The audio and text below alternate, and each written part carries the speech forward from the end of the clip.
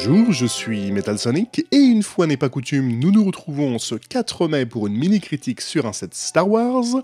En effet, May the 4th est un jeu de mots sur May the Force be with you. Ce jour est donc considéré comme la journée officielle Star Wars pour tous les fans. Et nous allons aujourd'hui nous concentrer sur le set 76-67 Imperial Dropship sorti en 2008. Ce Battle Pack a d'ailleurs une particularité puisque c'est une des premières boîtes que je me suis procurée à la sortie de mon Dark Age, c'est-à-dire quand je suis retombé dans les Lego après plusieurs années. Vous vous en doutez particulièrement car il proposait plusieurs figurines extrêmement intéressantes.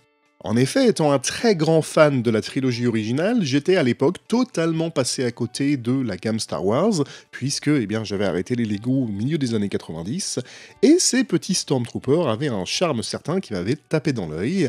Alors c'est vrai que par rapport à ce qu'on peut trouver actuellement dans les sets Star Wars, ceux-ci ont peut-être un peu vieilli, comme vous le voyez, ils n'ont absolument aucun détail sur les bras ou les jambes, mais le torse était, je trouve, suffisamment détaillé pour un set qui a plus de 15 ans déjà.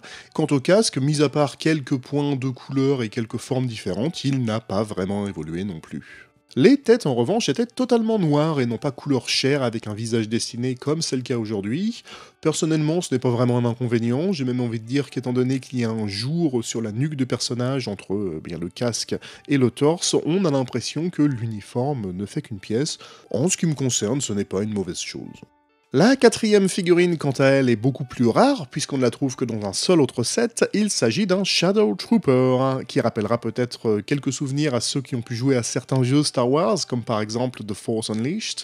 En effet, le Shadow Trooper, outre son costume noir, a la capacité de se rendre invisible. Et son costume noir est vraiment réussi. Alors, on a peut-être un peu l'impression de voir le négatif d'un Stormtrooper normal, mais je le trouve quand même assez stylé, particulièrement son casque qui a certaines touches argentées. Alors, ma figurine a un petit peu vécu, il n'y a pas autant de détails qu'à l'origine, mais il a vraiment un très très bon design. Le torse, quant à lui, est également similaire à celui des Stormtroopers, mais le noir et le blanc sont inversés. Chacune des minifigs pourrait être équipée d'une arme, il y a 2 fois 2 modèles, alors si je ne me souviens bien de mes parties de Star Wars Battlefront, vous avez 2 blasters E11 et 2 fusils à lunettes DL19. Enfin si je me trompe pas, vous me corrigerez en commentaire si c'est le cas.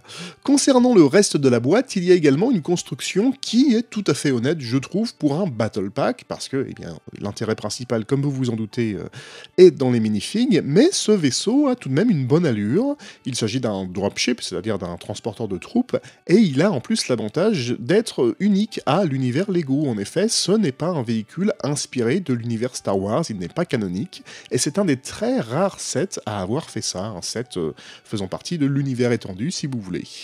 Le véhicule disposera en plus de quelques fonctionnalités agréables, alors sans surprise vous pourrez placer le pilote dans le cockpit, on reprochera peut-être le fait que la verrière ne soit pas vraiment étanche, il y a beaucoup de vide sur les côtés, et il n'y a absolument aucune commande, aucun panneau de contrôle à l'intérieur. Bon, c'est un peu dommage, avec simplement une petite pièce en plus on aurait pu faire quelque chose de plus sympa. Et vous aurez la possibilité, d'où le nom, de transporter des troupes et de les lâcher au sol. En effet, toute la partie arrière est un plateau, alors qui est très simple, assez spartiate, avec un pilier et un anneau que vous pourrez accrocher à une pièce technique et ainsi faire débarquer vos troupes. Pour ce qui est du design, j'ai envie de dire qu'il s'en sort plutôt honorablement, avec seulement 61 pièces, le pauvre petit fait de son mieux, mais on a tout de même un vaisseau qui a une bonne allure, le choix de couleurs est plutôt de bon goût, on a quelques détails comme des ailerons, des lasers à l'avant, 2 petites pièces rondes qui donnent l'impression d'avoir des réacteurs à l'arrière, c'est plutôt bien. Malheureusement, on a quelques pièces apparentes, par exemple des anti-studs sur les côtés, alors on pourra potentiellement en profiter pour placer des blaster à l'intérieur, mais ce n'est pas très joli, et je reprocherais peut-être l'utilisation d'autocollants sur des pièces inclinées, c'est un peu dommage, on aurait pu avoir des briques imprimées, ça aurait donné un petit côté un peu plus luxueux à ce set. Pour conclure sur le set 76-67 Imperial Dropship, je trouve que ce set était très intéressant pour ce qu'il proposait, parce que pour moi c'était plus qu'un simple Battle Pack en fait. Pour 10 € seulement à l'époque. Alors je sais bien que c'était il y a 15 ans, mais quand on regarde maintenant les Battle Packs qui sont à 20 € et qui parfois ne contiennent que 3 figurines, eh bien je trouve qu'on en avait davantage pour notre argent ici, avec 3 Stormtroopers et un Shadow Trooper qui était une figurine en plus extrêmement rare. Chacune d'entre elles avait son arme, ce qui était plutôt agréable, et la construction, alors même si elle n'est pas très jolie, hein, on va être honnête, c'est pas forcément un set pour les collectionneurs, avait un design unique. Certains trouveront peut-être que c'est un inconvénient parce que ça ne respecte pas l'univers Star Wars, mais pour moi c'est plutôt un avantage. Et en fait, nous avons plus ici affaire à un jouet qu'à une pièce d'exposition qui prendra la poussière sur une étagère. À titre indicatif, j'ai il y a quelque temps acheté le Battle Pack des Snowtroopers, qui est sorti il y a quelques mois.